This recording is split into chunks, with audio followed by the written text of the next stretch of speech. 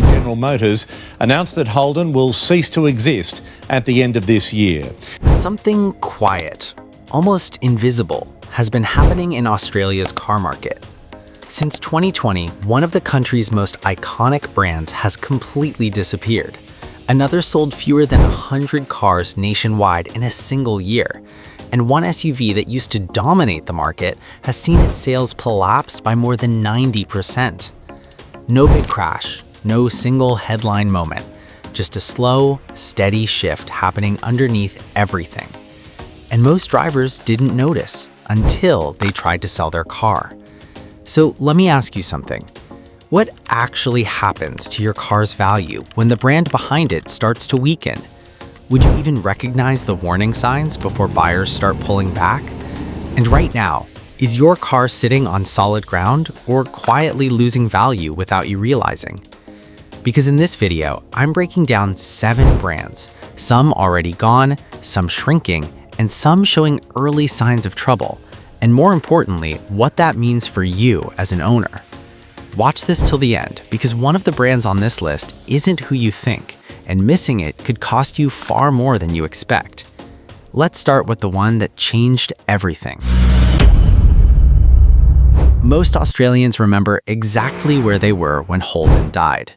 General Motors walked in, said the numbers don't work, and walked back out. 160 years of history, gone, just like that. Now, at the time, a lot of people focused on the emotional side of it, the pride, the nostalgia, the Commodores and the V8s, and what it meant for Australian manufacturing. But there was another story happening underneath all of that, a financial one, and almost nobody was paying attention to it. Here's what actually happened to the people who owned Holdens. The moment GM made that announcement, used resale values started moving. Dealers pulled back, buyers got nervous, and a car you might have paid good money for 6 months earlier was suddenly harder to value.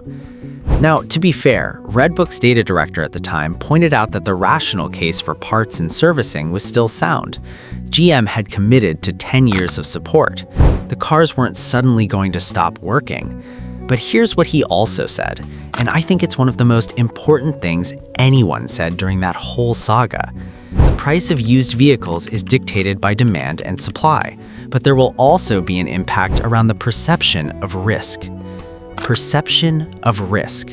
That's the phrase that should be burned into the mind of every car owner in Australia right now. Because it doesn't matter what the part situation actually is. It doesn't matter what the warranty says. The moment a buyer gets nervous, the moment there's doubt, demand softens. And when demand softens, value follows. There were 1.6 million Holden vehicles in Australian roads at the time of that announcement. 1.6 million. And not one of those owners had been warned this was coming. It happened in a weekend. That's the Holden effect. And I call it that because it's not really about Holden. It's about the pattern, the template, the thing that happens when a brand exits, and the thing that's now happening again. Because Holden wasn't the last, it was just the loudest. Which brings me to a brand that actually left more quietly, and in some ways, that made it even more unsettling. I want you to think about this for a second. Citroën has been in Australia since 1923, over 100 years, through wars, recessions, oil crises, the rise of Japanese cars, the SUV boom. Through it all, Citroën stayed. It was actually the longest continuously operating car brand in Australian history. And then, on November 1st, 2024, it stopped. Not a slow wind down, not a we're transitioning to EVs rebrand, just new car sales finished. Done. Now here's the part that really gets me. In the first half of 2024, the year they left, Citroën sold just 87 vehicles across the entire country. 87. Ferrari sold more, Bentley sold more, Aston Martin sold more. A brand that makes supercars starting at $500,000 outsold a brand that was supposed to be a mainstream French alternative. That's not a slow decline, that's a collapse. And the strange thing is, the cars themselves weren't bad. Recent Citroens were actually well-reviewed, comfortable, quirky, well-specced. The problem wasn't the product, it was the momentum, or the lack thereof. For current owners, this creates a very specific kind of anxiety. 9 dealerships nationally now purely service and maintenance. The importer has committed to honoring warranties and capped servicing at 35 service centers. So technically you're covered, but technically covered and confident buyers exist are two very different things. The used market doesn't care about technical coverage. It cares about whether the buyer buying your car feels safe. And right now, for a Citroen owner trying to sell, that's a real conversation to have.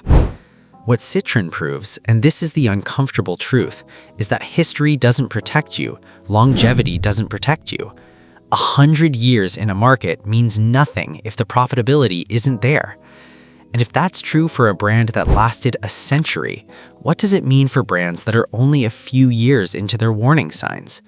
Which is exactly what I want to talk about next, because the next one involves a name you definitely know and numbers that honestly I still find hard to believe.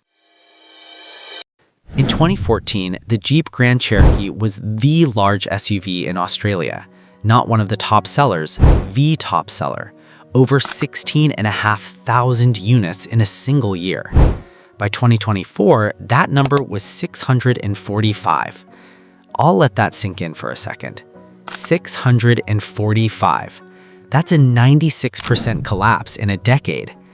Now, in early 2025, Jeep officially removed the Grand Cherokee from the Australian market. They're calling it a pause. Right-hand drive production has ended and there's no confirmed replacement on the horizon.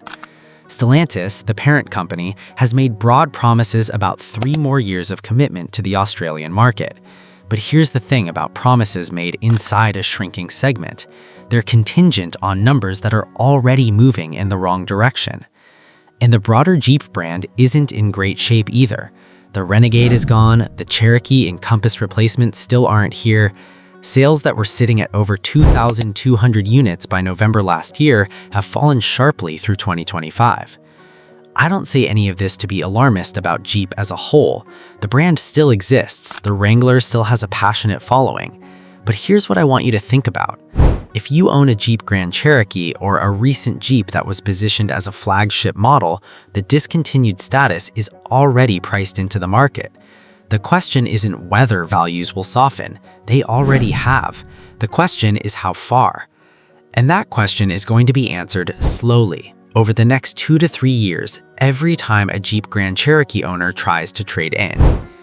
Now, at this point in the story, you might be thinking, okay, fine, budget-friendly brands struggle, mainstream brands plateau, that's just the market. But what happens when the brand in trouble is one of the most storied names in automotive history? What happens when a brand known for Spitfires and leather and the roar of a supercharged V8 just goes quiet? Jaguar didn't collapse. I want to be very clear about that. Jaguar made a choice. At the end of 2024 and into 2025, Jaguar stopped selling petrol cars in Australia entirely. Every existing model line, the F-Pace, E-Pace, XE, XF, F-Type, finished. Gone from the showroom. The plan is a complete reinvention. Jaguar wants to become an ultra-luxury, all-electric brand. Think $300,000 price points. Think a completely different customer. Think, and this is their actual brand language, copy nothing. Which is admirable, honestly, bold even. But here's where it gets complicated. In November 2025, Jaguar sold just 14 cars in Australia. For the full year, sales had already fallen to a fraction of what they were. Globally, Jaguar's sales have dropped roughly 85% since 2018. In some European months, they've sold fewer than 50 cars on the continent. That's not a brand in transition, that's a brand in free fall, betting everything on a reinvention that doesn't have a confirmed Australian launch date yet. And for owners of current Jaguars, F-Paces, XFs, I-Paces, the situation is genuinely uncertain. The dealership network is being restructured, the service infrastructure is changing. Parts availability for older petrol Jaguars is a question that's going to get louder over the next few years. The cars are still good, the engineering is still there, but the brand support ecosystem around them, the thing that gives buyers confidence, is in the middle of a reinvention that might not land in Australia the way Jaguar hopes. Here's the thing about Jaguar that makes it different from the others I've talked about so far. With Holden, you had a sudden collapse. With Citroën, you had a quiet disappearance. With Jeep, you have a shrinking presence. With Jaguar, you have something almost more unsettling, an absence with a promise attached to it. And we all know how automotive promises tend to age. Mitsubishi is still here. I want to be clear about that up front. But there's a version of still here that's healthy and a version of defensive. And in 2025, Mitsubishi is very much in the second category. Earlier in the year, 3 core models were discontinued in Australia: the Eclipse Cross, the Pajero Sport, and the ASX. Updated safety regulations were cited as the primary reason.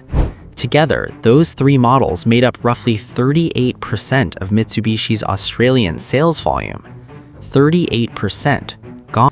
Then came a leadership change, and then came language from inside the brand that, if you've spent time in this industry, you learn to read very carefully.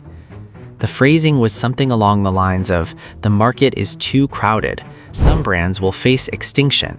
We plan to survive." Now, I want to be fair. Mitsubishi still offers solid warranty terms. They still have reasonable dealer coverage.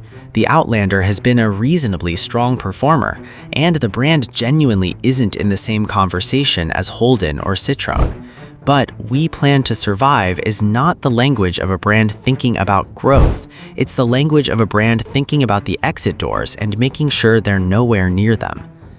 And for owners, particularly those with Eclipse Crosses, Pajero Sports, ASXs, the discontinued model reality is already setting in. When a model cuts, the used market notices, not catastrophically, but consistently.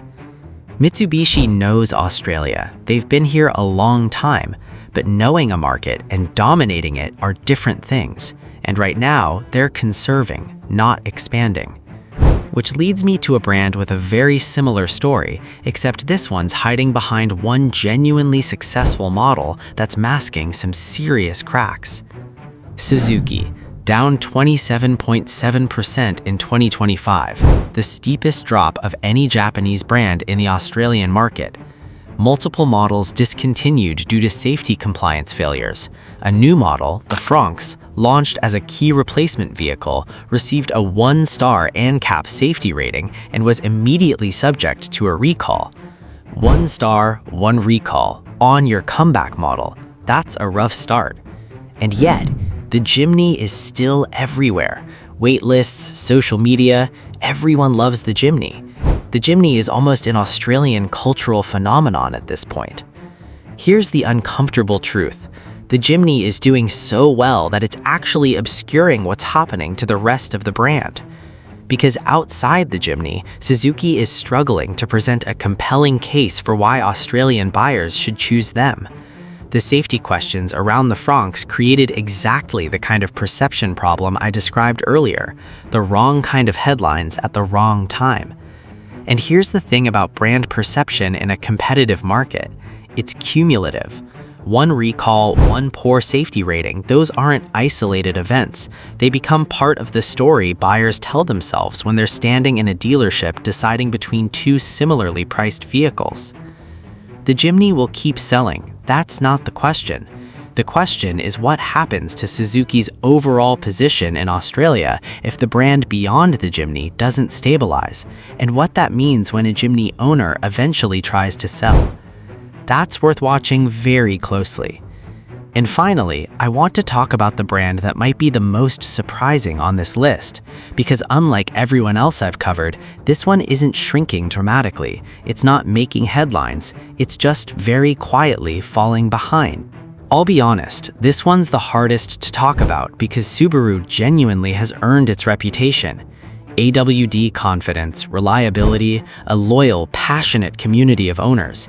For years, Subaru was the answer for a very specific type of Australian driver, the person who wanted capability without the pretension of a Land Rover or the running costs of a Range Rover. That reputation is real, and it still matters. But here's what's also true. The market around Subaru has changed faster than the brand has. Key models like the Liberty have already been discontinued in Australia. EV options? Minimal. Hybrid lineup? Limited compared to competitors. And in the mid-size SUV bracket, which is exactly where Subaru lives, Chinese and Korean brands are coming in with more technology, longer warranties, and sharper pricing. Meanwhile, Subaru's sales have plateaued, not collapsed, plateaued, which sounds fine until you realize in a growing market segment, plateau is just another word for falling behind. Trust in a car brand is an asset, but it depreciates. Not as fast as a new car drives off the lot, but it depreciates. If the product doesn't keep up with what the market is offering, if the hybrid transition is slow, if the EV story isn't clear, if competitors keep undercutting on value, that trust erodes. And the Subaru owners who might want to move on in 3 or 4 years, they're going to find a market where the conversation has shifted and where loyal brand is less of a selling point than it used to be. Subaru isn't leaving, but standing still in this market isn't neutral. It's a slow backward slide.